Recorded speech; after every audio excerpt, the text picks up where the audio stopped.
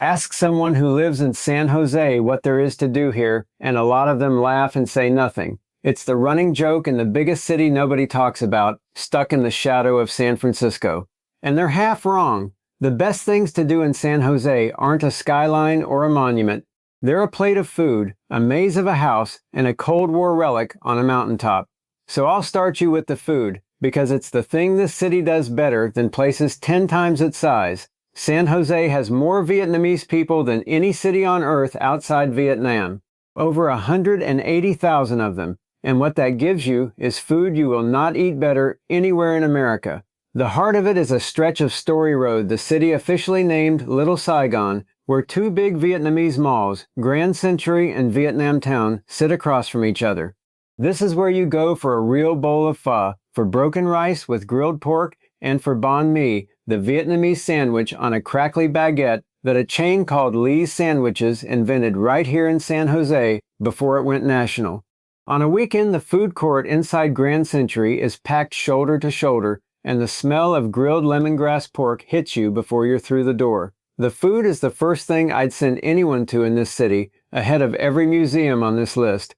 It's what San Jose does better than anyone, and almost no travel guide leads with it. Now the one thing every guide does lead with is a house, the Winchester Mystery House. Sarah Winchester inherited the fortune from the Winchester rifle, and as the story goes, a medium told her she was cursed by everyone the rifles had killed, and that she had to keep building to confuse the ghosts. So for about 38 years she did. The result is a mansion with 160 rooms, 40 bedrooms, staircases that dead end into the ceiling, doors that open onto a 2-story drop, and 10,000 windows. The ghost story is almost certainly a myth, and you'll meet locals who write the whole place off as a tourist trap. Go anyway. There's nothing else quite like walking through a house built with no plan and no logic on purpose, and the tour is strange in the best way. And keep this in mind, Santana Row, the nicest place to eat and walk in the city, sits directly across the street. So hold that thought, we'll come back to it. Here's the one almost nobody who visits knows about, and it's the one I'd point a first-timer to. About 45 minutes up into the hills south of the city there's a mountain, and forgive me, I'm going to mangle the name, it's Mount Umunhum. On top of it sits a giant concrete tower, 8 stories tall, that people just call the Cube. It looks like something ancient, but it's pure Cold War. The Air Force ran a radar station up there from the late 50s until 1980, watching the skies, and when they left, they abandoned the tower, and it's still standing. You can drive almost all the way to the summit on a slow, winding road, climb the last set of stairs, and get a 360-degree view that runs from the Pacific Ocean on one side to the Sierra Nevada on the other. 2 warnings, the road is narrow, so take it easy. And the parking lot at the top is tiny and fills up fast, so go early in the day. This is the view that makes you rethink the whole idea that there's nothing to do around San Jose. Come back down into the city, and there's a full Egyptian temple sitting in a normal residential neighborhood. That's the Rosicrucian Egyptian Museum, and it holds the largest collection of ancient Egyptian artifacts on display anywhere in the western United States. The building itself is modeled on an Egyptian temple with ram-headed sphinxes out front and columns carved to match. Inside there are real mummies and a full-size replica of a rock-cut tomb you walk down into, low ceilings and all. There's even an animatronic figure that answers questions when you ask it. I know an Egyptian museum in the middle of Silicon Valley sounds made up. It's one of the strangest, best small museums in the state, and it costs very little to get in. That's the strange side of the city. The part you can walk on foot is downtown, and the anchor down there is San Pedro Square Market. It's an old brick food hall packed with more than 30 vendors, everything from tacos to Vietnamese to wood-fired pizza, plus outdoor patios and live music most weekends. And that range is the whole point of eating in San Jose.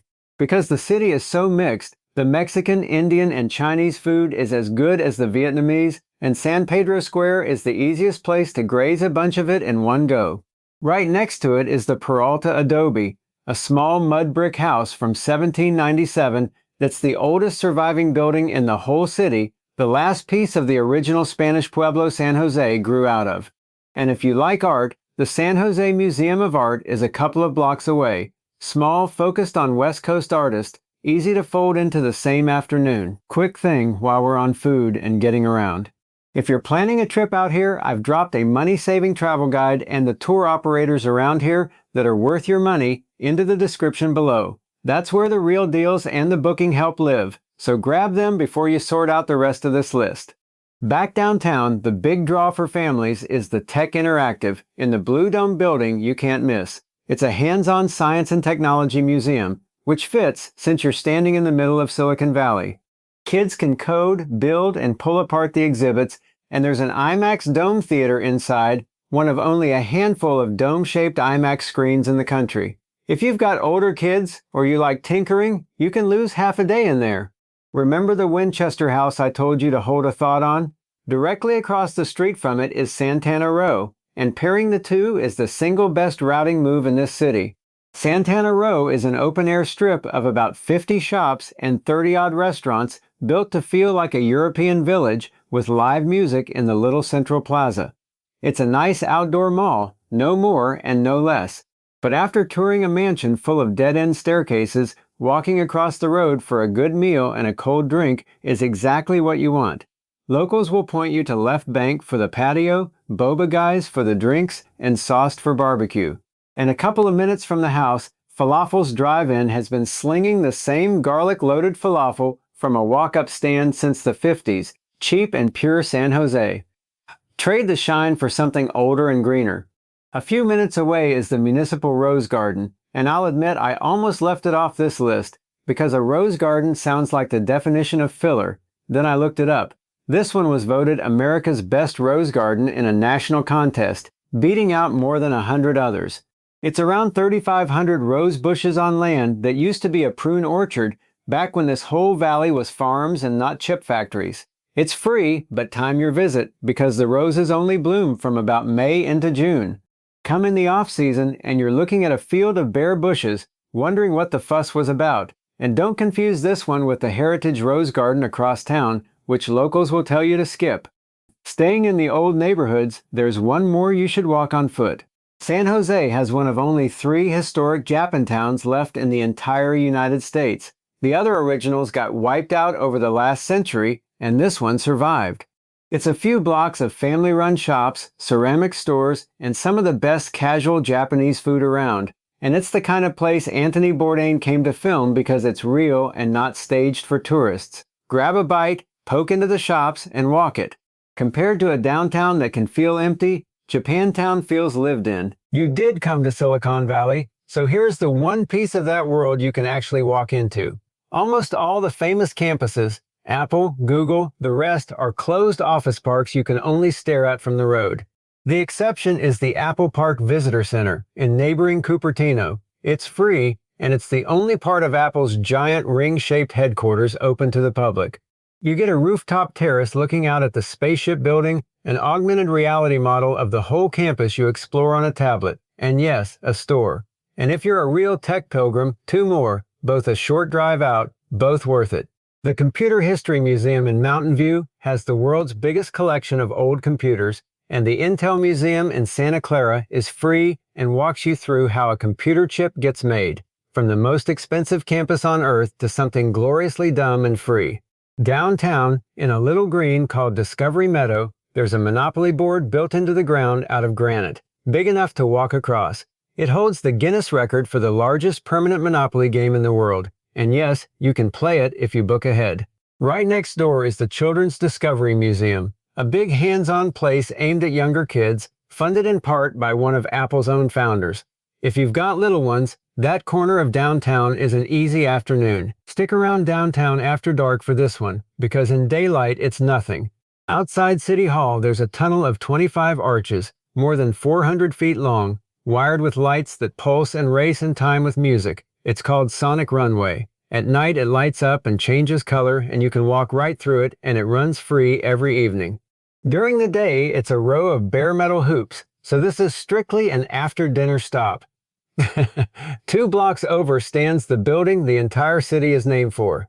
The Cathedral Basilica of St. Joseph went up in 1877, and it's the 5th church to sit on that exact spot, after the earlier ones kept burning down or shaking apart in earthquakes.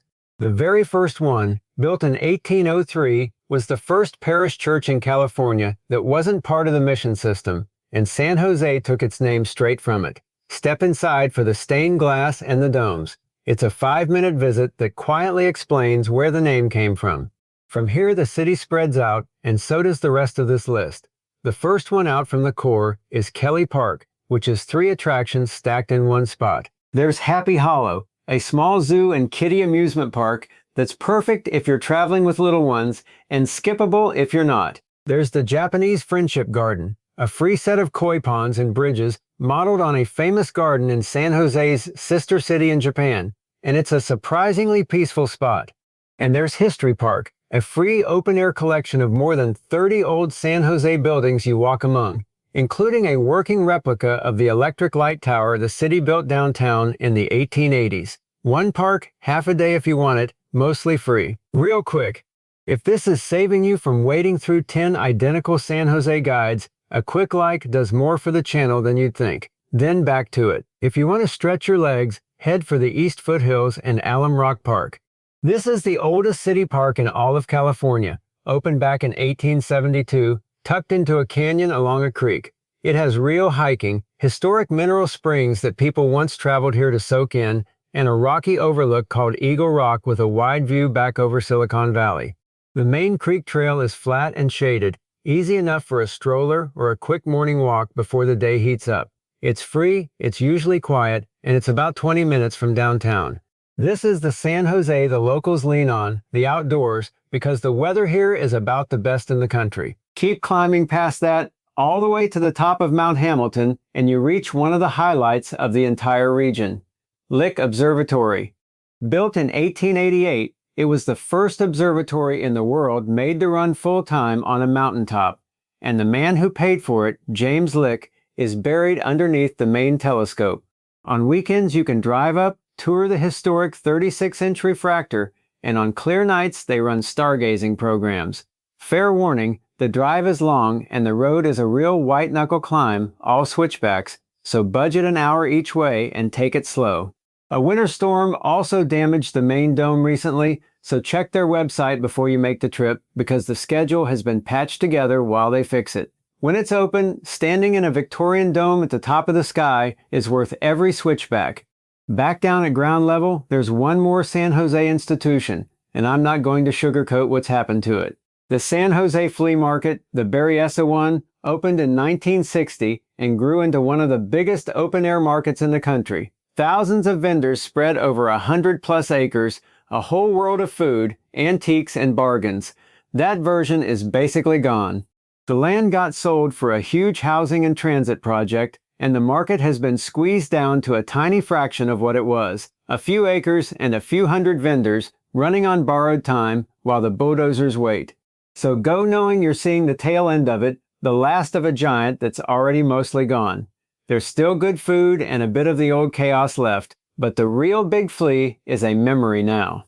And the last thing on this list isn't in San Jose at all, which tells you almost everything about the place. 40 minutes west, straight over the hill, the road drops you at the ocean in Santa Cruz. Right on the sand there's an old wooden boardwalk, and its roller coaster, the Giant Dipper, has been running since 1924, old enough now to be a protected national landmark. There are redwoods in the hills above it, and cold Pacific water waiting at the end of a hot valley day. Got more time for the coast? Keep going south to Monterey and Carmel, a famous stretch of shoreline with a world-class aquarium. If I were coming back to San Jose, that drive to the beach is the first thing I'd get in the car for. One more for the families. California's Great America, the big amusement park, is still running over in Santa Clara, but be warned, the land's been sold, and as things stand, it's set to close for good after the 2027 season, so it's on the clock. So back to where we started. Is San Jose boring? My verdict after all of that.